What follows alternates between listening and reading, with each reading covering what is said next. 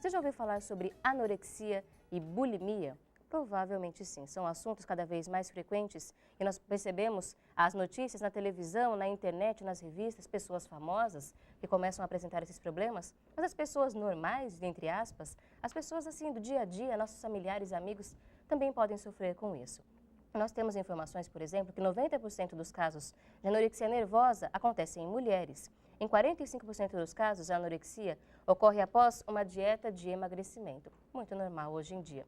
Para falar sobre este assunto, inclusive sobre o crescimento destes problemas entre os homens e entre crianças e jovens, recebemos o psicólogo e professor Dr. Alexandre Ribeiro. Seja muito bem-vindo ao nosso programa. É um prazer muito grande estar com vocês aqui no Vida Plena. Falar sobre esse assunto hoje é fundamental, a gente tem percebido, as notícias mostram que é um assunto de interesse geral, as pessoas cada vez mais querem saber sobre o tema e é porque realmente o problema está crescendo cada vez mais? Você percebe isso no dia a dia? Exatamente. Eu acho que tem muito a ver com a nossa sociedade. A sociedade, ela, através da mídia, nós temos feito um verdadeiro culto, né, ao corpo perfeito, ao corpo que é o corpo ideal, magro.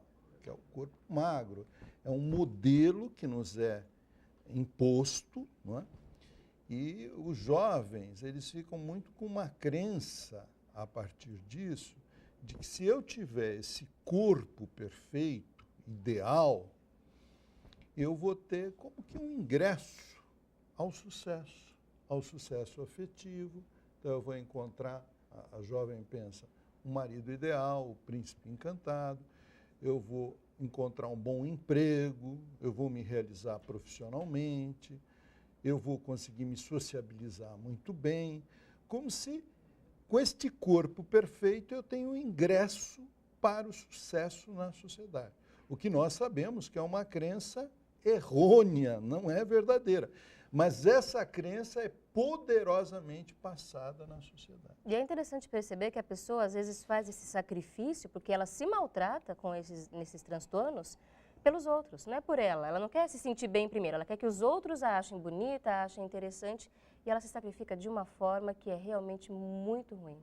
É, porque é uma busca, como você muito bem colocou, por um perfeccionismo exacerbado, mas ele é despojado do prazer, não é uma busca de eu me centrar em mim mesma, naquilo que me faz bem, como que eu me sinto, não. É uma busca ansiosa por corresponder uma expectativa que eu suponho está presente no social. E é por isso que a gente tem que compreender que é um problema que está além dos desafios do físico. A gente não precisa só de um corpo bonito, precisa de uma alma bem cuidada, de um coração equilibrado, e é aí que a gente vê que começa a solução para o problema.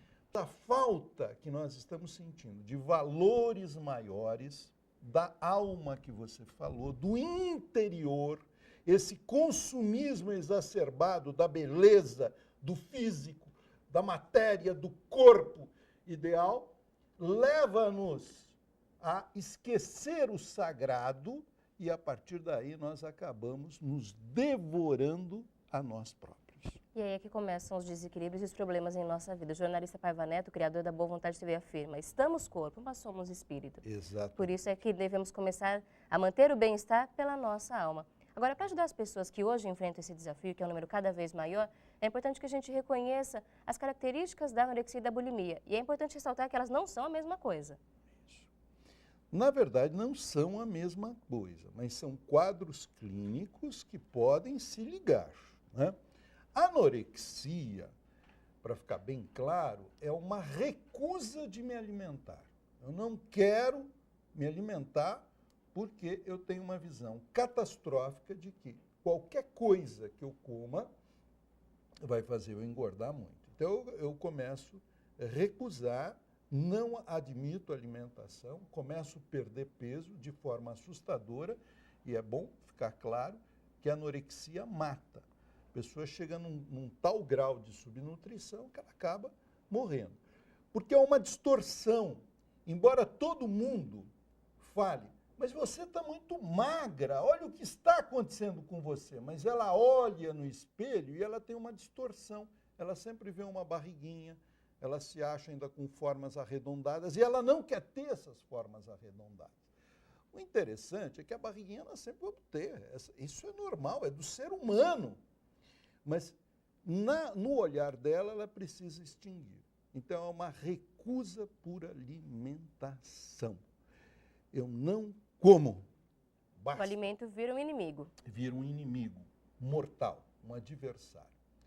No caso da bulimia, a pessoa ela tem ciclos. Ela tem momentos que ela se recusa também a comer, não quer se alimentar, e tem momentos que ela mergulha num comer compulsivo. Quer dizer, ela come exageradamente. E nesse instante, ela acaba tendo muita culpa. Se arrepende. Isto. Há um arrependimento poderoso que produz uma angústia nela muito grande. E para se livrar dessa angústia muito grande, o que ela faz? Ela purga. Ela usa alguns rituais, vamos dizer assim, de purgação. Como, por exemplo, a prática do vômito, ela regurgita, não é? E nós sabemos que é uma prática que não funciona, é ilusória, porque a pessoa consegue eliminar em torno de 30%, 50% de calorias, etc., mas logo depois ela tem fome, acaba comendo e purga novamente, acaba comendo e purga novamente. Vômito, ela passa a tomar diuréticos, purgantes, laxantes, né? Fazer um excesso de exercícios físicos para tirar a culpa, né? E ela vai se inserindo nessas duas fases. Ou eu não me alimento, ou eu acabo depois querendo purgar para me livrar da culpa. A bulimia também mata, embora às vezes se diz, não, só anorexia, não, a bulimia mata. Mata pelo seguinte, porque a pessoa começa a ter todo um desequilíbrio eletrolítico no organismo, a química, o metabolismo químico vai sofrer com essas constantes desentirias, vômitos, etc., e ela pode fazer uma infecção generalizada, ela pode criar uma série de problemas. Outra coisa é que ela se fere muito, porque eles vão utilizando, na hora da prática do vômito, o dedo, unhas, ou vão utilizando objetos, muitas vezes objetos que acabam cortando, criando, na verdade, cicatrizes, etc., na região da laringe. Esse refluxo do ácido que volta constantemente desgasta o esmalte dos dentes, cria esofagites. Então, as consequências também para a saúde física podem ser altamente transtornadas e criar problemas neurológicos e problemas no miocárdio devido a essas alterações metabólicas por esses vômitos, por essas diarreias constantes. A gente percebe, então, que é fundamental oferecer ajuda a essas pessoas, porque elas estão sofrendo. Como reconhecer essas pessoas? Que sinais elas nos dão? Então, eu acho que a gente precisa ficar muito de olho nos nossos filhos, nas pessoas que nós amamos, né? A pessoa começou a emagrecer demais.